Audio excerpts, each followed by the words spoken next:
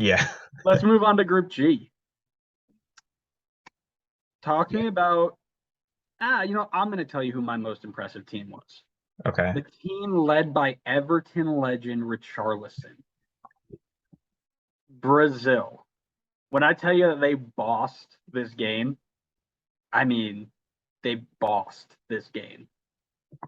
Serbia basically defending the entire time, couldn't really get anything going. 23 shots to five. Five. Yeah. 60% possession. Anytime Serbia tried to play through the lines, Casemiro was there. I was like, yes, I'll take that. Thank you very much, and go the other way. Um, this team was phenomenal. So good to watch. And even with Neymar out the next couple of games with his injury, I think they're still a favorite to get to at least the final. Yeah, 100%. I mean, I think I heard that he was out for the group stage. And at this point, I mean, for me, I expected Serbia to be their toughest game. And considering you got through that like with insane ease and Mm-hmm. you got to win, I'm gonna say that they're gonna be more than fine to get out of the group and probably still easily top the group even without Neymar. Correct. Yeah, I also had Brazil as my most impressive team. I mean, we definitely expected them to be strong. There's no question about that. But I mean, they looked like they made it happen so easily. And it's definitely not a given that these strong teams will come in and perform well. I mean, we saw a number of teams that didn't. So for Brazil to come in and actually like back their hype to me was definitely impressive. Yeah. Um, Least impressive though. Who didn't you like? I put Serbia. So I understand that they were obviously playing against Brazil, which was going to be a very tough matchup. But I mean, they looked lost out there. Five shots, zero on target. If you put zero shots on target, you're not scoring any goals. It's simple math there. I don't need to be a mathematician to figure that one out. I I know that they were the underdog, but I looked at the Serbian team and I thought that they would put up more of a fight than that. I mean, there's plenty of good players in this team. SMS, Mitro, Tadic. There's plenty. I mean, this team should have done more in the attack. They have good attacking players, and they also have Vlahovic, who came off the bench, but still. I want to say, if I remember it correctly, and I could double check it afterwards, there's a Twitter account that tracks XG for games, and I think Of Serbia course, you had. follow something like that. I don't follow it, but I saw it. I believe Serbia had like a point zero 0.04 XG that game, which is just they were just completely dead then, you know.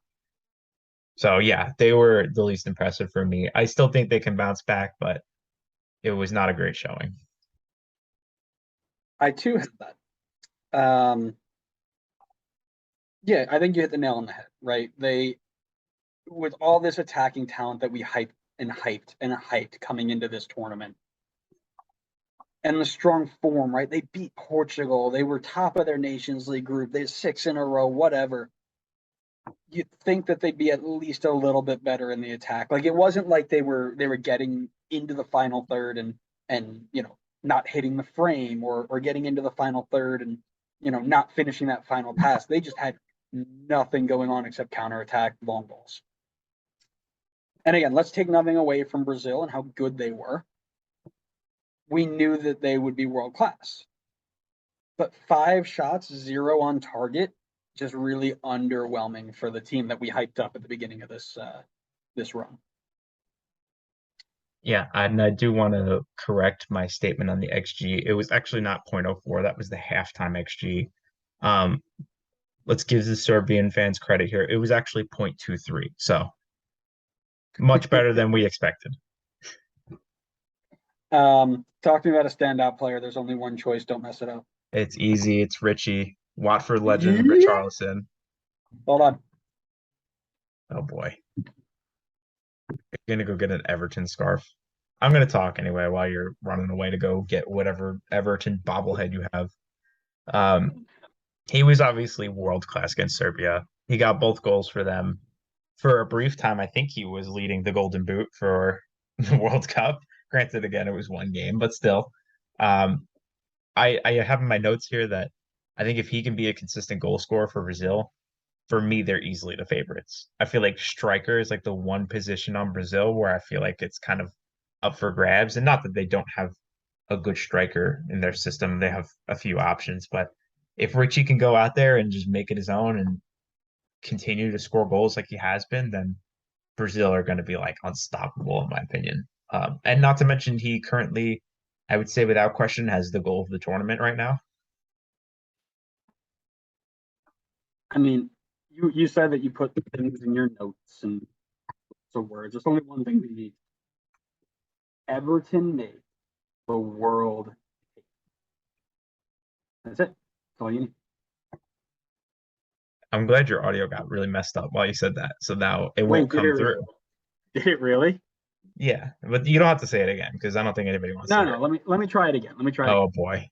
Everton makes the world takes. Okay, Unfortunately, that one came in a lot clearer. good. Listen, let's forget about the goals, right? Let's look at the way that he pressed from the front, how he put them under pressure the second the ball came out of the box. The nonstop, relentless pressing was phenomenal. I agree, goal of the World Cup up to this point. That was his reward for all of the hard work that he did. So my only other message is please come back. We miss you. I need a goal scorer at Everton, please. What do you mean? You have the guy you kept touting for the English national team, Dominic Calvert-Lewin. He's been hurt. Once he gets back, him plus DCL were an unstoppable duo. We They were only very are in this clearly position. stoppable. We're only in this position because DCL got hurt and didn't play most of last season. We're moving on. Thank you. All right, let's move on. Group F. Oh, no, let's not move on yet. I have a Oh, do you question have for one you. more? Go ahead. Serbia's game against Brazil, or I guess their current position in the table of being at the Mhm. bottom. Fact or fiction? Are they going to continue to be towards the bottom, or are they going to rebound? Is this the real Serbia team, or No, no, they'll rebound fine. Like I said, I think this is going to happen not only to every other team in the group, this whole press and don't let them out of their half and, suffocate, suffocate, suffocate. It's going to happen to multiple teams as they move on deep into this tournament. I mean, you're going to see a round of 16 games that teams aren't even going to get a shot off against these guys. They're phenomenal. So I don't take anything to it. The fact they kept it to two is pretty good. Um, RIP Switzerland and Cameroon because good luck. yeah, that's exactly what I said too. All right.